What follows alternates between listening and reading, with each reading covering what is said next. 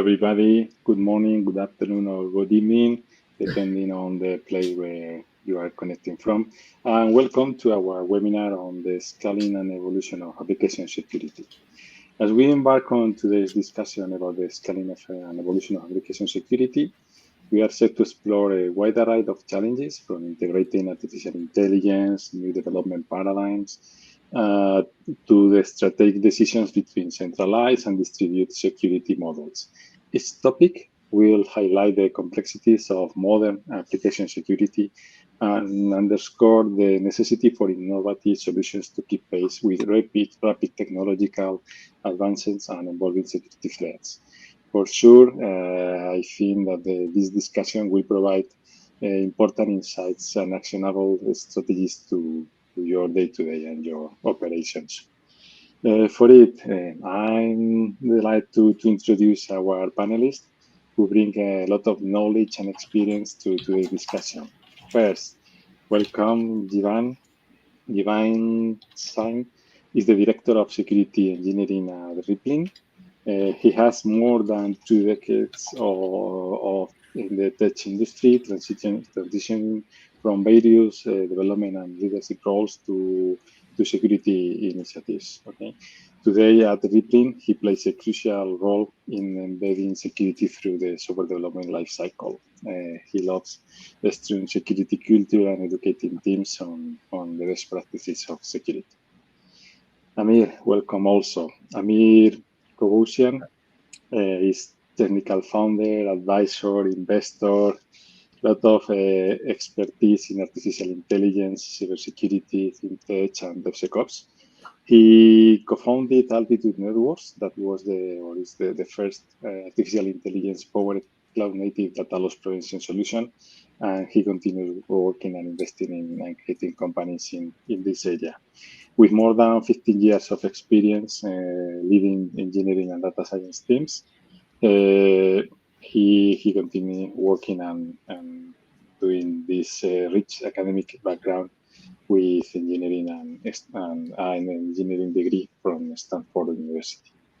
Finally, Luis Garcia from Sayeni is also expert in application security, lot of years doing customer support, and has a very wide experience assisting customers in protecting their applications, with a lot of experience in SaaS, software composition analysis, continuous delivery and continuous integration protection in the software supply chain and the malware. I think that we are going to have a very interesting discussion today. So just to start with something general, or why we are talking about the application security. Some statistics say that more than 70% of application has at least one security flaw. 61% of applications tested contained one high or critical severity vulnerability not covered by the OWASP top 10. 60% of data breaches are linked to unpatched vulnerabilities. If we see everything, I think that it's clear that we need to focus and to implement scalable solutions in application security to protect our applications as the business evolve. I don't know. Please talk as you prefer. I don't know. For example, Jivan, Amir.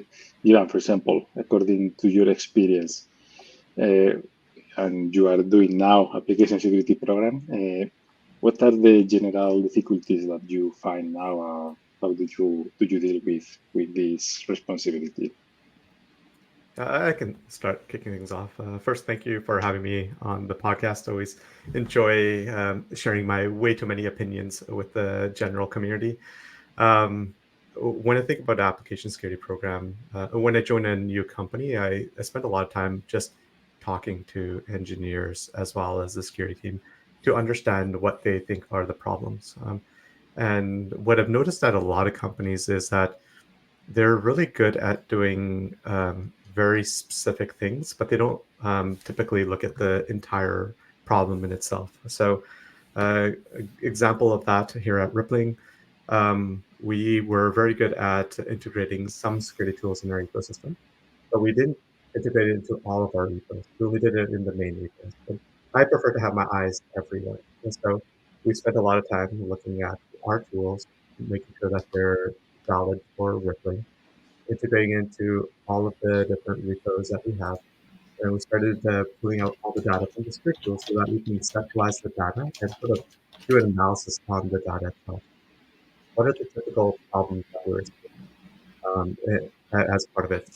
Another challenge we had was our bug bounty wasn't as robust as I had at other companies. So we invested a lot of time there so that we can, again, see what are the type of problems that we're seeing. So given the problems that we see with chatting with engineers, with the security team, and then what we see with tooling, you can sort of establish what you need to focus on as a part of your larger program. What are the common themes of problems do you see? What are things that we can actually automate and just remove that class of vulnerabilities versus other things that we will have to work closely with engineering and manually deal with in itself? So first thing that I always do is let's look at the data, let's talk to people and better understand what's going on. Amit, you are, or you seem to agree with Jivan. Was your view Absolutely. on these challenges? And Sure. First of all, thanks again for having me on the podcast. Super excited to be part of this panel. And I think Giovanni is spot on. Each company, each team has its own set of challenges, depending on where they're sitting in their maturity cycle, the team composition, how much of the security work has been done by engineers, developers in the past, what model they have. Is it a centralized model or is it a decentralized model for security?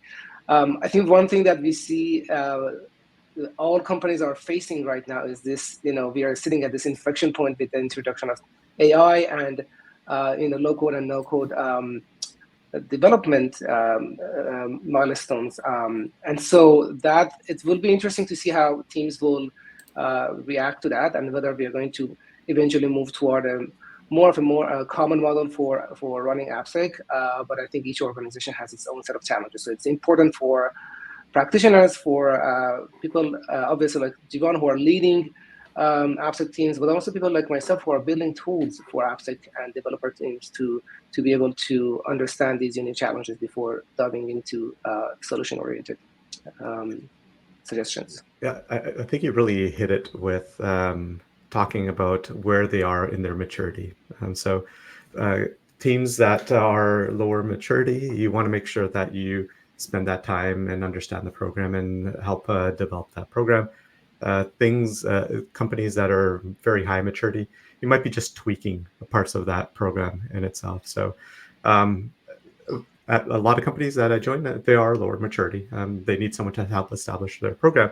And what I like to do is that once you sort of figure out what are the next steps for the program, you have to sort of build that security muscle on the engineering side. They haven't done security work or not much security work in the past.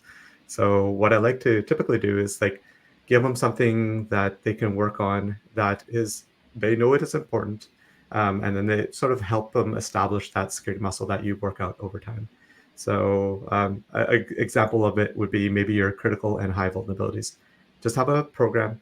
We're only going to focus on critical and high vulnerabilities for the next quarter or 2 quarters, however long it takes. And so that means that they get used to doing some security work. And then after that, you always change the goalposts and keep adjusting, but make it continuous so that they continue to start building that sort of security muscle. If you give too much at one time, nothing's going to be done. You have to give them a digestible amount, iterate on it, and continue building on that so that you can get real security work done in the future as well. Yeah, you're right, Sivan. And my experience with probably the main challenge is because at least working with very big customers is useful to find the security department and the DevOps or development department are isolated. Okay, they don't have any fluid communication. The security department is seen as the police, is someone that is out of my daily work. I'm from with 2 weeks they come into my office and say what I am doing my work. No? This is why is this? Probably because there is not what you call an application security program, something that is from the top, and goes to the different departments. So there is not clear security policies. The development teams find with any tool, any SaaS tool or SCA tool that is giving them a lot of results. There is no triage, there is no prioritization, and probably even they don't have any pressure to do it. So technically, it's quite easy to make something automatic integrated.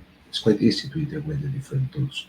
But if there is not a shared program, training, etc., many times that is useless. I've seen big customer, this here in Spain, that after some years using a SaaS tool, they give up. This is useless. Nobody cares about the results. Nobody fixes it. Okay, forget it. Why? Because from the beginning, there was not a program. And after some years of receiving alerts, there is no trustability, there is no confidence. But that's a great call up in itself. Like one of the things that I always do whenever I join an organization is I want to work really closely with the developers.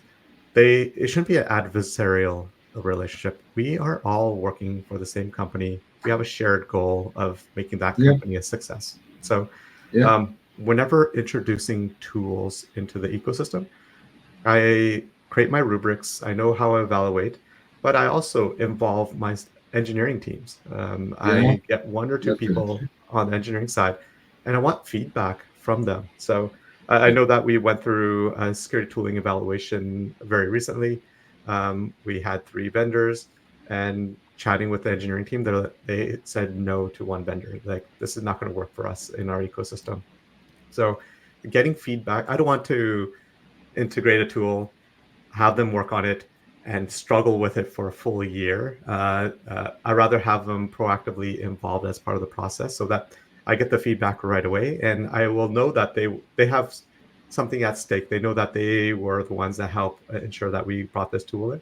They will help me make sure that the vulnerabilities are bubbled up and remediated. So developer experience is critical as part of your security program. So with security tooling, getting them to decide, but also, I know everyone hates saying it, but pushing left. I want to make sure that as part of my PRs, we get the data there for the engineers. I don't want to be later on after they've pushed it to production. I want to be as early as possible so that I can iterate and not context switch. So always think about developer experience whenever you create any of your security programs. And I think, being on both sides, what I've seen working or helped in making that shift left work, I think 3 different factors, the way I see them. One is, how do we motivate engineers? And Jivan, you mentioned, we're all part of the same team. You want to make the company successful. I don't think anyone will contest that. But, once it gets to that individual day-to-day decisions, engineers are faced with this decision of, do I take the extra 2 days, 3 days, figure out all these, triage all these security issues, or do I need to push this update out because this is going to make my team look better, or for my next promotion cycle is going to help me, and so on and so forth. So bringing that motivation and making engineers to be motivated to do security, I think that's an organizational issue and topic that needs to be discussed.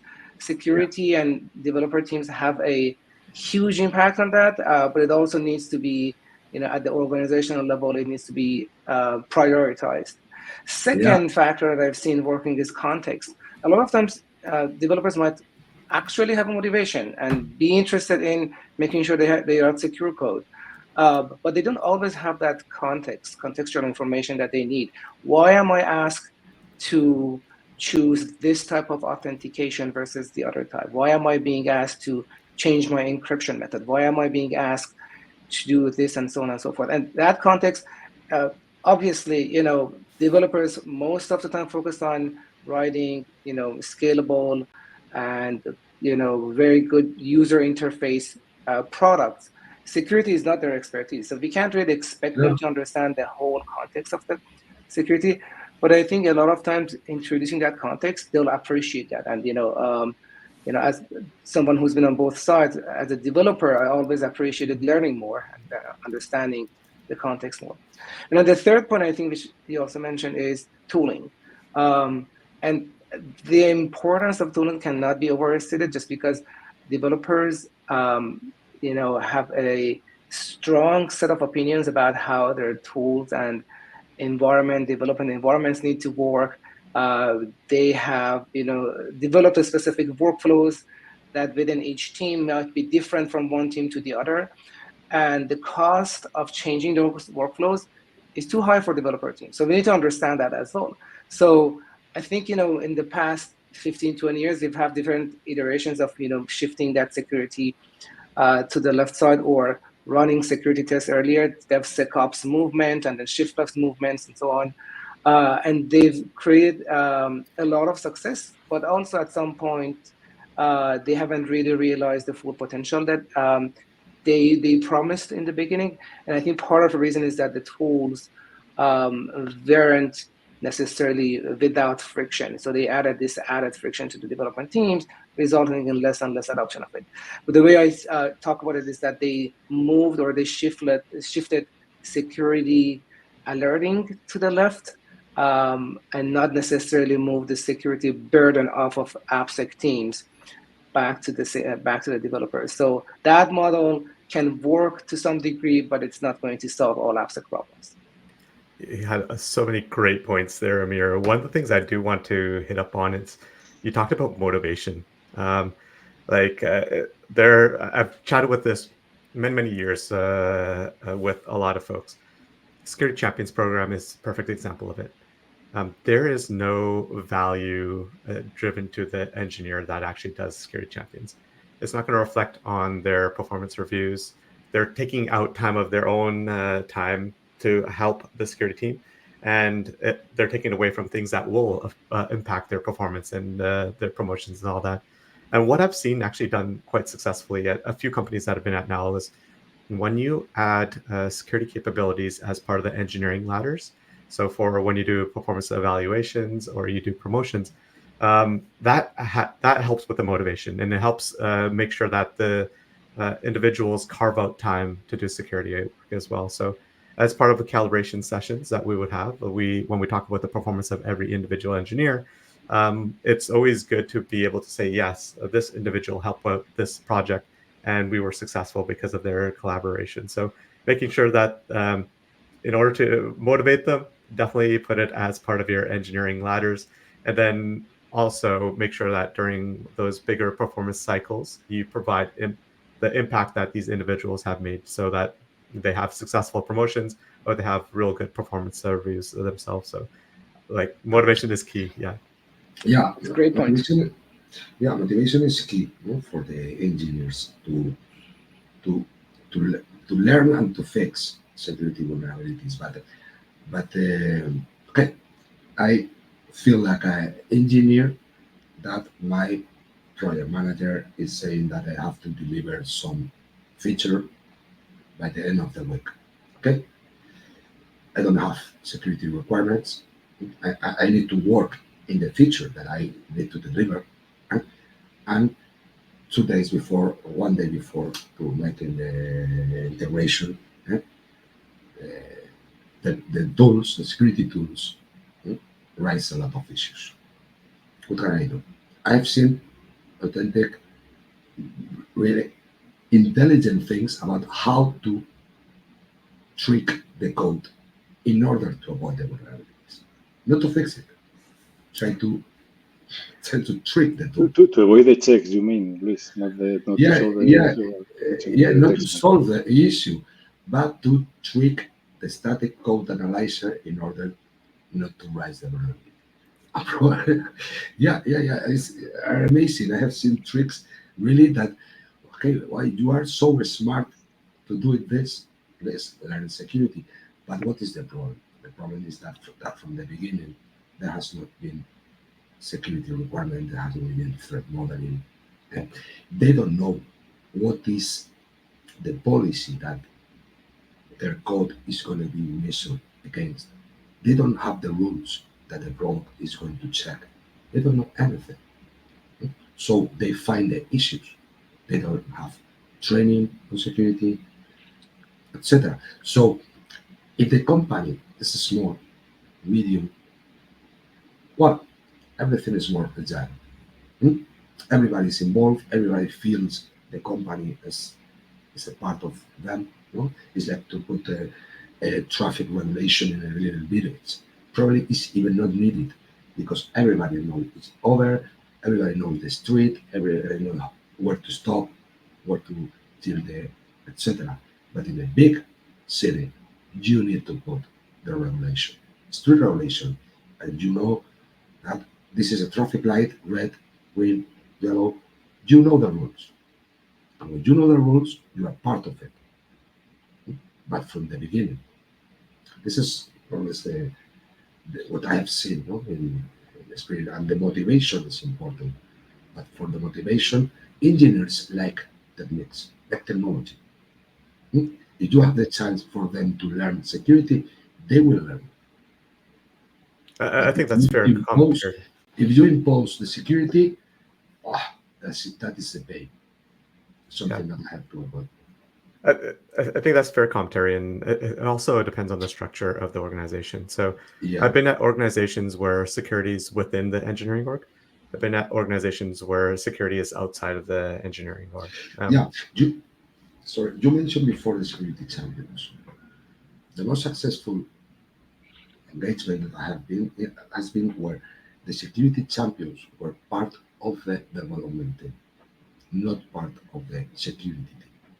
They're probably a very smart guy, a very the leader is the security champion, is in contact with security, but is triaging the results and helping.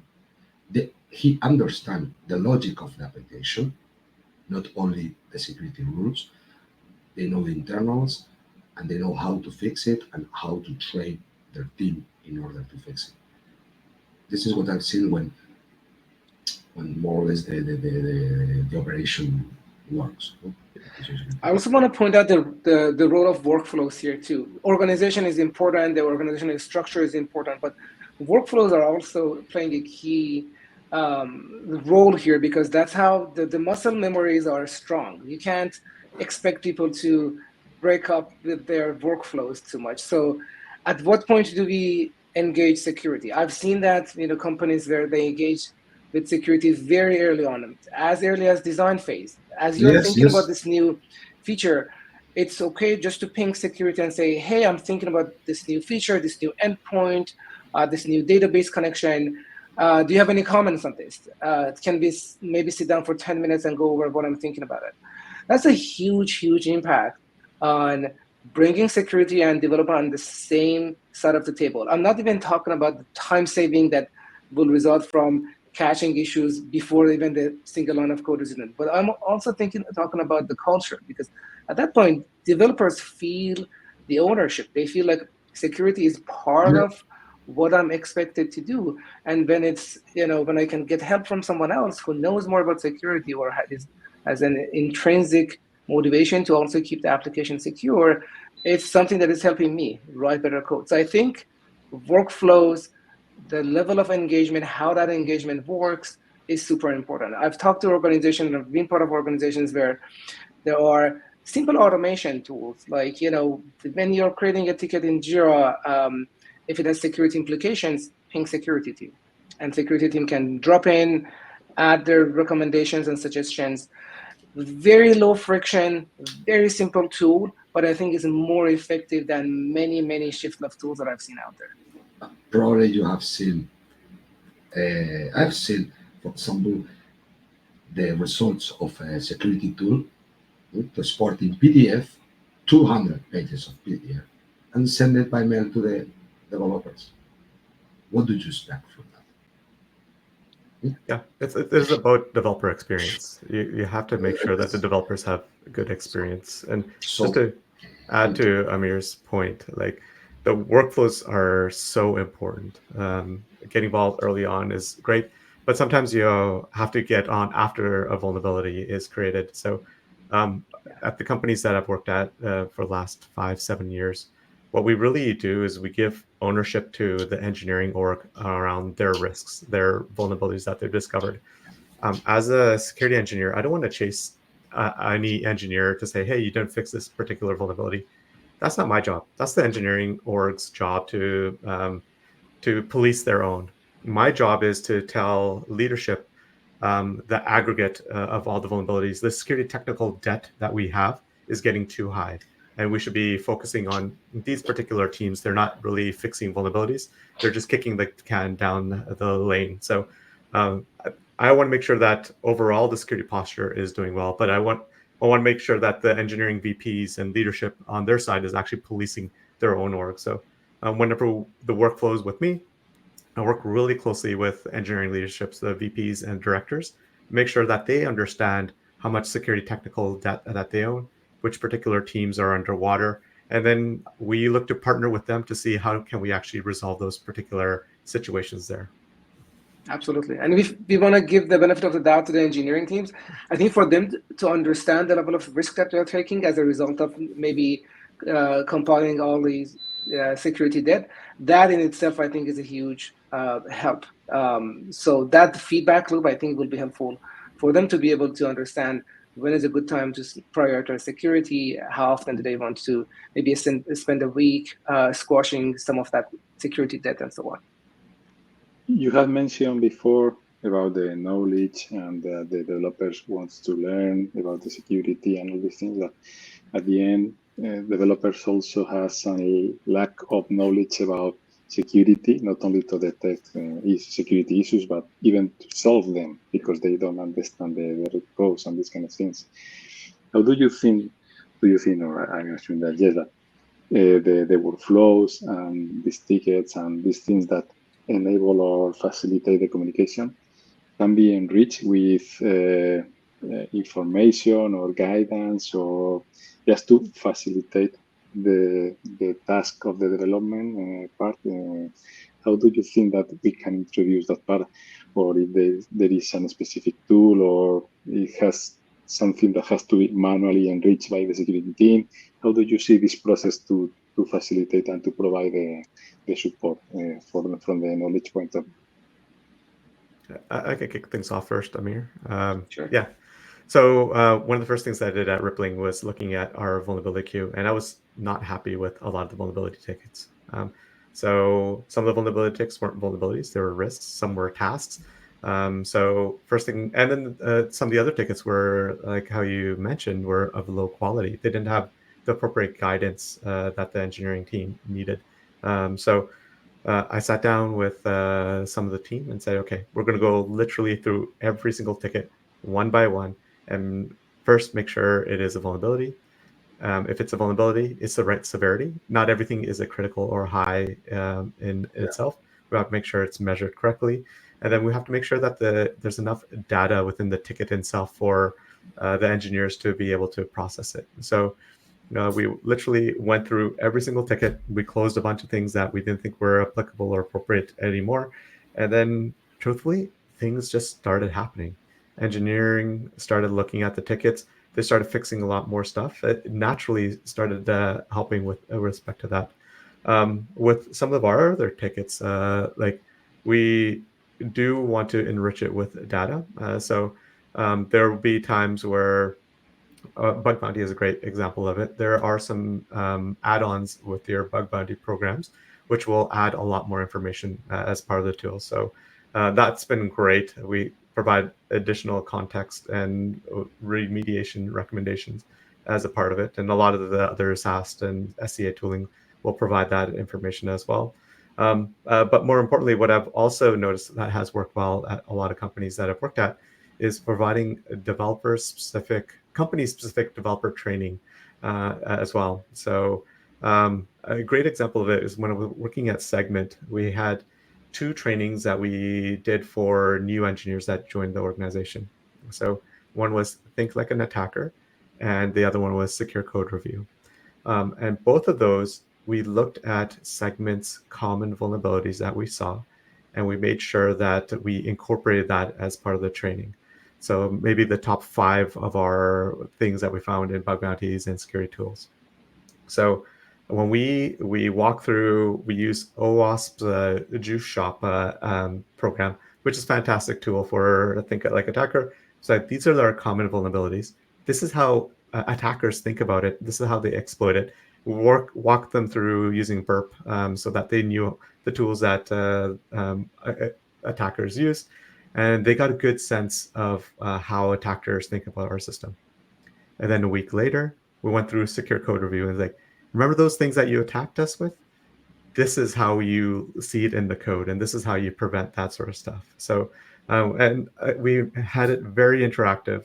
We made sure that we provided a good, small, safe space for the developers that were going through it, and they were able to sort of understand what pieces of code, what bad code looks like, and how they can sort of prevent that in our ecosystem.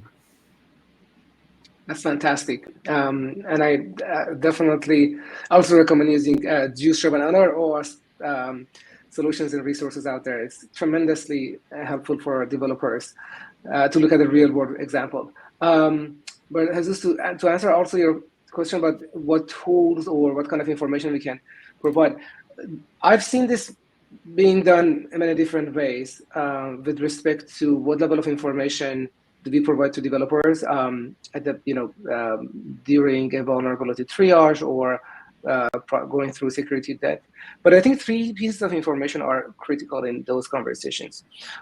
First one is, why is this a vulnerability? Is this something that we some vulnerabilities are inherent vulnerabilities, like SQL injection in any context is an issue. Sometimes something is a security concern because of a specific security policy of the organization. So that might be something that we need to put that into context of security policy, security plan, compliance requirements, and so on and so forth. 2 is that do I need to worry about this now? So that gets into the conversation around reachability analysis. Is this something that is an exposed endpoint, and so on and so forth? Developers don't want to do a work that doesn't necessarily have a real world impact. And then a third piece of information is, how do I resolve this? How much disruption or distraction is this going to introduce? Is it a single line of code change, or do we need to go through a migration from one version to another version of a product because it's reaching end of life or because it has some inherent vulnerabilities or not? And so as long as we provide those 3 types of information, 3 pieces of information, I think developers are in a much better position to make a decision whether they want to take on that task now, they want to put it into the backlog, and then from there, that's a collaborative conversation that can go there. Now, with respect to the tools, I think there are some tools that help at least structure some of that information. And I've seen, being active in the startup scene, I've seen the startups starting to think about that space and how do we provide that context to the developers during these type of conversations, and even getting to the point of vulnerability remediation suggestions. But I think we are still in the earlier phases of development of such tools. So there is still going to be a lot of manual work and manual conversation between security team and developers. But I think it's important to keep track of these 3 pieces of information. Thank you very much. You mentioned also, just to move forward, also the role of the security champions associated with the model with everything centralized, or security champions in each area for a more distributed. We had mentioned also that also it depends on the structure of the company, the size and everything. I don't know, you have experience in a large company, small, medium companies, if what model may work better in one scenario and which in another, according to your experience. You can share for the audience these insights or these learnings. So if they are planning to do something in their companies, to focus for the model more suitable for them, probably. Yeah. So when thinking about, I like to group a few programs in that sort of space. So I like my security partners, security champions, and then security training. Those are the three that I like to group together. So security partner program is like you meet regularly with a particular engineering team and make sure that you provide them guidance. It's sort of like office hours. Provide them guidance. You do threat models with them quite regularly. All that sort of stuff. You're very aware of the things that they're doing and the security problems that they would have. The security champion is a program where individuals on the engineering team they advocate for security on your behalf. When you're not there in the conversation, they're your representative there. And then security training, we talked a little bit about a few of the trainings, like think like attacker, security code review, threat modeling training, and all that. I usually loop all those together, and I think you nailed it with it really depends on the company, the level of maturity that they have, and particularly the ratio of engineers to security engineers you have as well. So I've been at organization where we had a very ridiculous ratio. I think it was 1 to about 15. So I've never been at a company like that. And I was the security champion because I got to speak with so many people. Like we didn't actually need to create a security champion or partner program because just inherently we had so many security engineers within the org. We were in all those conversations themselves.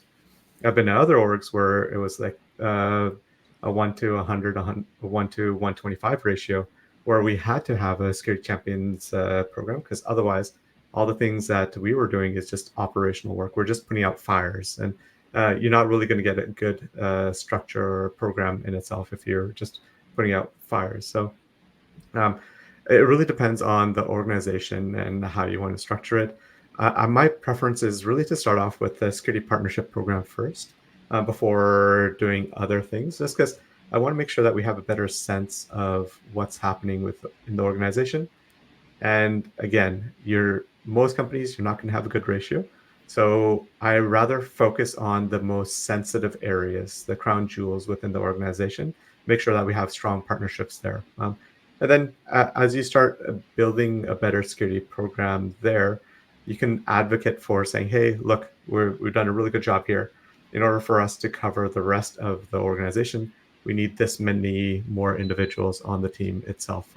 So you can definitely make a business case for hiring more security engineers to help with that. So I typically like to start off with a partnership program and then start migrating over to trainings and security champions after that. So that's how I like to typically think about things in itself. I love your focus on threat modeling and ongoing threat modeling through these partnership programs. It's absolutely, I think, that the cornerstone of creating this sense of partnership and keeping engineers informed of why we are making certain decisions. I think that's a wonderful, wonderful workflow. One thing that I want to say is also that, to your point, every organization is different.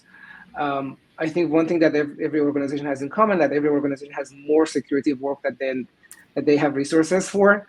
I've also been in organizations where the ratio has been like 1 to 15. Like I've been in fintech, biggest banks in the US. And so, at that level, you think, security will feel on top of everything, but there's always more that you want to do. And so having that, understanding of the threat model, what are the crown jewels, as you mentioned, what are the parts where attackers might have more interest in attacking, that's going to drop everything else. So once you build that foundation through that threat modeling and keep reinforcing that through these conversations to engineers, I think everything else will be much easier to prioritize. Yeah.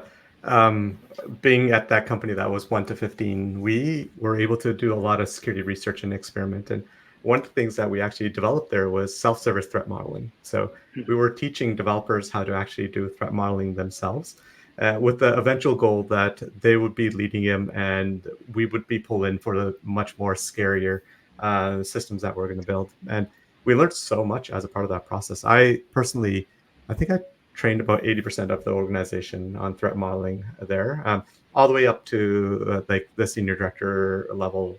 So they're all in those conversations. And one thing that I learned as part of that process is engineers are way better at threat modeling their systems than we are. So when you train them to think about security and what we care about security items, they're going to find all the things in their system. And it takes us forever to learn about their systems, to dive deep, but they're day in, day out within their code, the quarters, the years that they spent, they know everything about their code in itself. So I would be joining some of these threat modeling sessions, and they would bring up certain risks, and I'm like, I would never have discovered that. It doesn't matter if I spent a month worth working with you, I would never would have discovered that. So yeah, when you have good ratios, you get to experiment a lot more. Mhm. And even threat modeling is not only helpful not to focus on the security or the very important part, but also it's important at the time of prioritization of the result, because at the end you are going to use the tool. The tool is going to give some results. And for me, it's very important the triage, not only technically to detect false positive, but also the prioritization. Hmm? Given these that are true positives, what are the most relevant ones? Based on reachability, based on the previous threat modeling, hmm, based on exploitability, etc. This is a work that many times is not done. It's not done. And again, that goes to the developers. The developers don't understand, etc. So all the cycle is again. So I think that threat modeling and priority and rich prioritization are key aspects of an AppSec program. Yeah, I like the concept of severity that you brought up, Luis. And I Yeah, yeah, sometimes yeah. use that as an interview question for more senior candidates, just to see what level of depth that they have, how they think about it, and what scoring system and which situations those scoring systems work. So I'm a huge advocate for CWSS, Common Weakness Scoring System. Barely anyone uses it, but I love using it just because it actually takes in account the controls that you have in your system to see how difficult it would be for an adversary to break in. And we all use CVSS or EPSS for security tooling. I love those stuff, but for human Yeah, discovered vulnerabilities, I love using CWSS. yeah.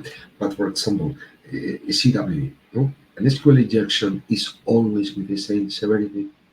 No, depends on the specific SQL injection issue.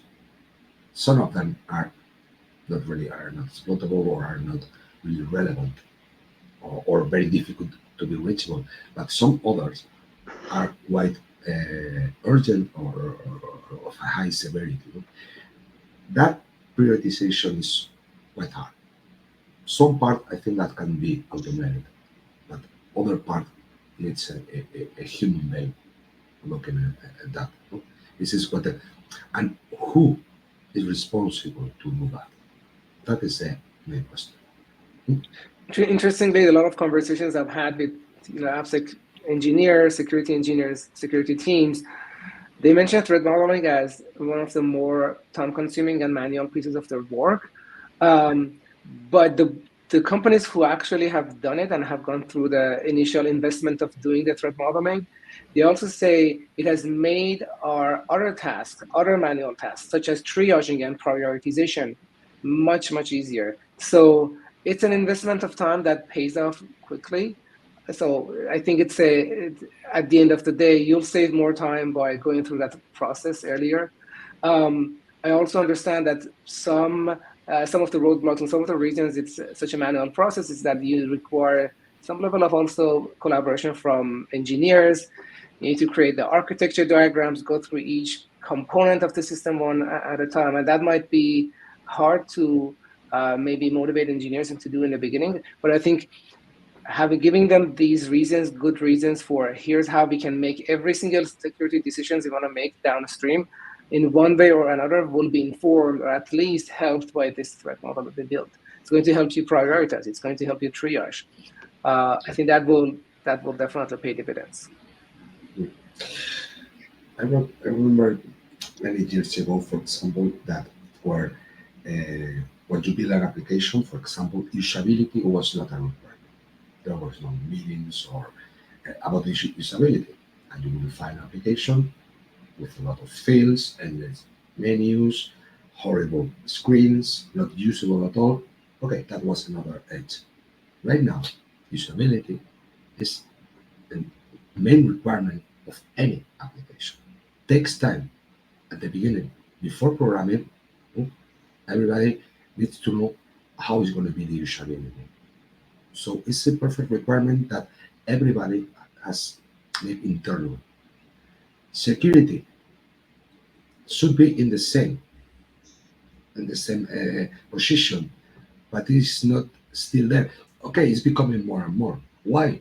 Because of the hacking and the risks that are now. So the people is now is more aware of it.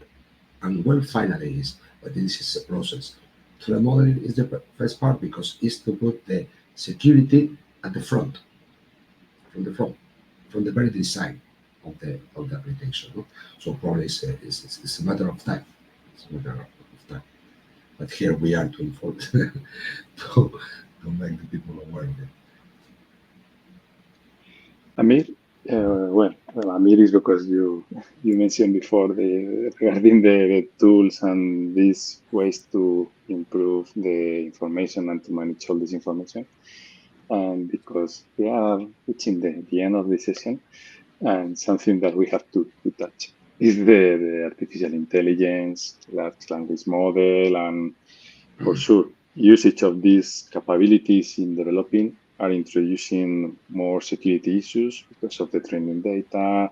They are not expert, but I would like to focus more on the how can we use these tools, for example, to accelerate this process of automation, explaining issues, explaining remediation, deciding the threat level, these kind of things. What's your view on this part? Probably, I mean, you are quite close from this part.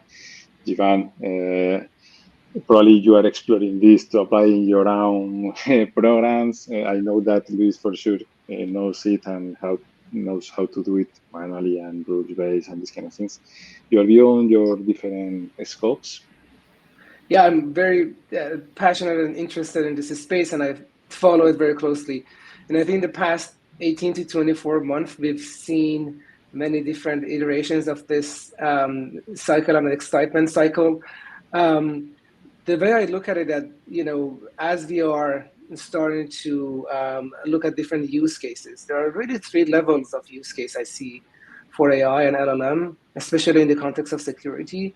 And different teams, again, depending on how comfortable they are with using AI or the level of maturity of the tools as we are seeing them use AI in different ways.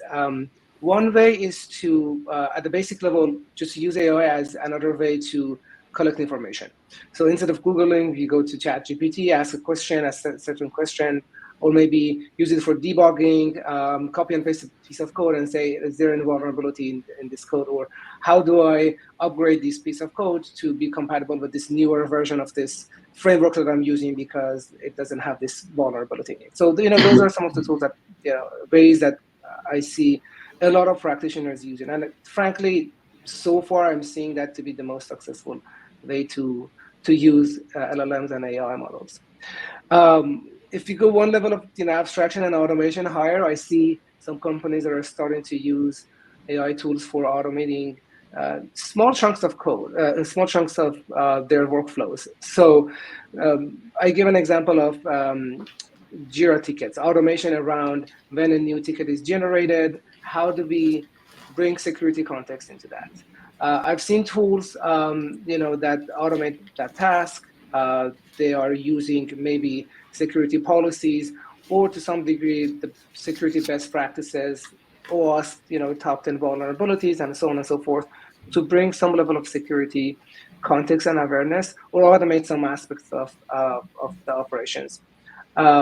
And we are seeing some level of success with tools like that. I see how even down to the level of QA tools that are automated using AI.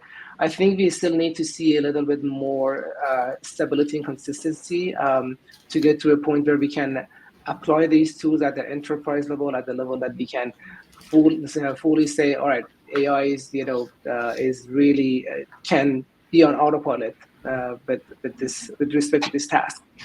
And then at the highest level, I see a lot of excitement around potentially creating AI security engineers and fully automating the job of security engineers. Quite frankly, I think we are some ways away from that. But having that as a vision is interesting because that will force us to think what are the aspects of a security engineer's job that are most time consuming or manual or information heavy. How are we spending our day-to-day time as security engineers? Are we really spending time focusing on things that matter, such as security policies, building these security guardrails for engineers, educating engineers, motivating them, bringing the most important items to the attention of the leadership? These are I think the types of capabilities that you can't just replace a human with. These are some level of human touch needed. So forcing us to think with respect to those different aspects of how we are spending our time will definitely be helpful. Maybe a model that I see down the line will start to crystallize is that a lot of the manual processes will be automated by AI, and that frees up security engineers' time to be able to focus on what matters the most, which is how do we think about security?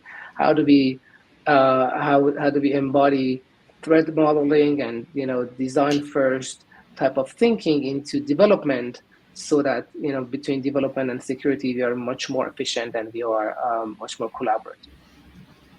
Yeah, those are great use cases, and I'm excited about the future as well. Like some of the things that Amir mentioned, we're looking at internally as well. So those manual process, I would say a lot of our security engineering time is for non-impactful work. Like, who's the owner of this vulnerability? And you would have hundreds of engineers, or maybe even thousands of engineers in your org.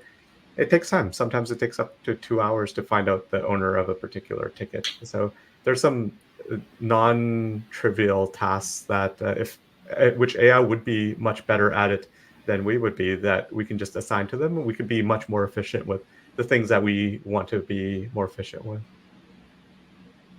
Great. Are you going to say something, Luis? If not, nothing new, because Amir and Giovanna said that I think that AI is still in incipient, is new technology. I hope that will help into the fields remediation and prioritization. That's probably.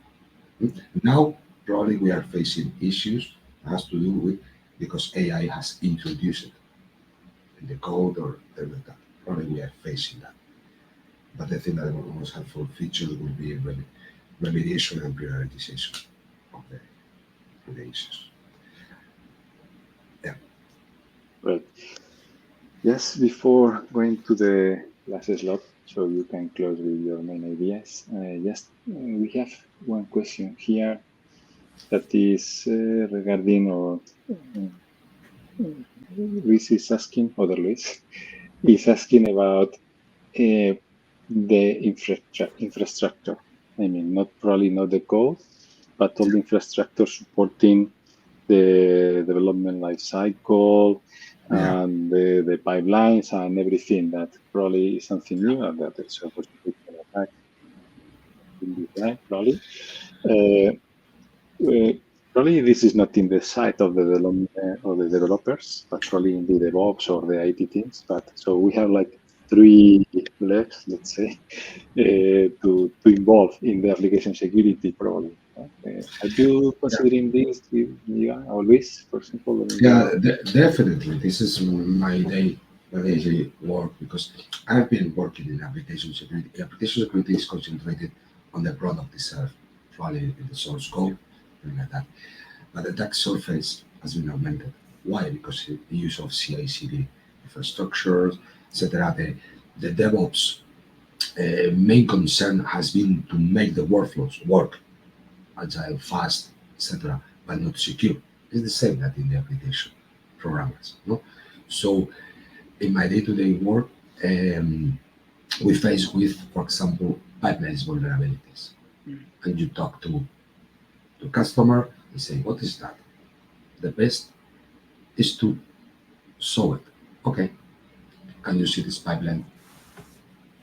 Let's go to see this exploit, and probably the effect is much higher than an SQL injection or a site scripting, because you are able to go directly to a runner that is into your infrastructure, and for their lateral movement is quite easy.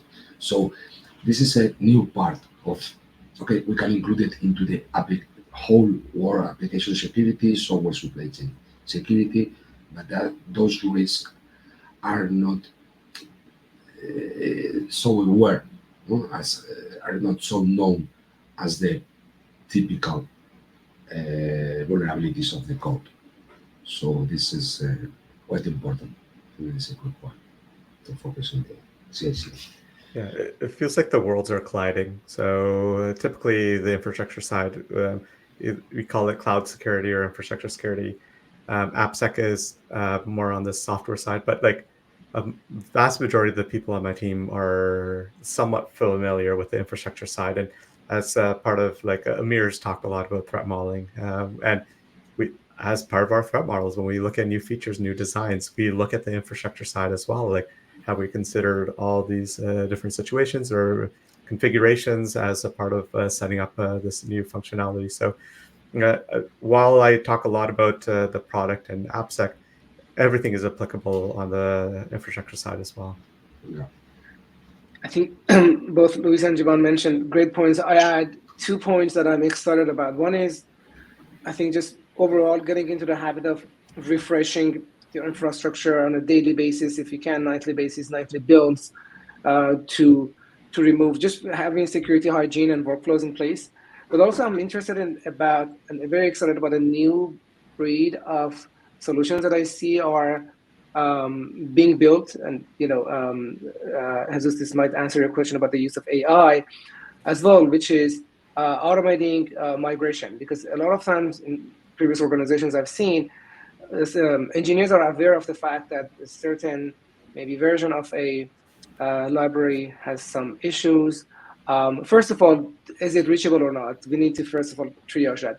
But also the biggest, I think, roadblock is that it just takes a lot of time to migrate. And so there are several startups that I'm aware of that are tackling this problem. So I'm excited to see how far AI can take us and automate this process to reduce the bar for upgrading our basic packages, libraries, and so on and so forth, so that we are always using the best and greatest.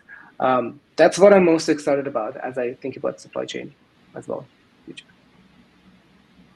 And now, yes, just to finish, a couple of minutes for you, just for your final remarks or the things you would like the audience giving, or the takeaways for them from your side. The order, I don't know, as you prefer.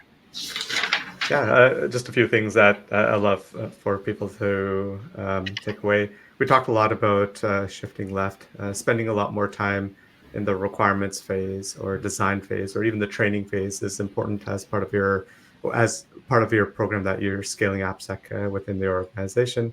We talked a lot about tooling as well. Make sure that the developers have a good development experience as a part of it. Involve them as a part of the evaluations themselves. And then we talked about motivations. Make sure that you motivate your engineering org either through top down, working closely with the VPs and directors to make sure that they are pushing on getting more security work done, or through making sure that you add security capability as part of your engineering ladders and promotion mechanisms as well. So a lot of different ways, but ultimately at the end of the day, you want to be collaborative. You have to work really closely with the engineering org. Make sure you build those strong relationships with them in itself. Thank you That very was a much. great summary. I add just my point about the importance of threat modeling and threat modeling based workflows. I think without having that, overall security logic in place, it's hard to be able to, as engineers, to make decisions on a day-to-day basis. So bringing that awareness of the threat model, of the design requirements into the workflow and early in the phase will help tremendously. It also helps with triaging and with prioritization of tools. And I think we can have much more impactful conversations if we bring that secure by design type of thinking into the development workflow. Thank you very much. Yeah. I can I can say anything else that because Jivan and Amir, you have highlight the main topics. Yeah, probably the battle against alert fatigue, automation, the AppSec program, systems of AppSec program, and security by design and threat model. I think that are more important points, in my opinion. Oh, thank you very much, Jivan, Amir, Luis, for your contributions today. Thank you to everybody who joined us in this session. I hope that you have some takeaways and some ideas to apply in your day to day from this moment, and that this will be useful for you from a practical point of view. Okay, so from my side, only just invite you to follow our webinar series that we do in this line each month or so, and that you join us in the upcoming sessions. So stay connected, stay informed, and we look forward to welcoming you again in future sessions. Goodbye, and have a nice day and weekend.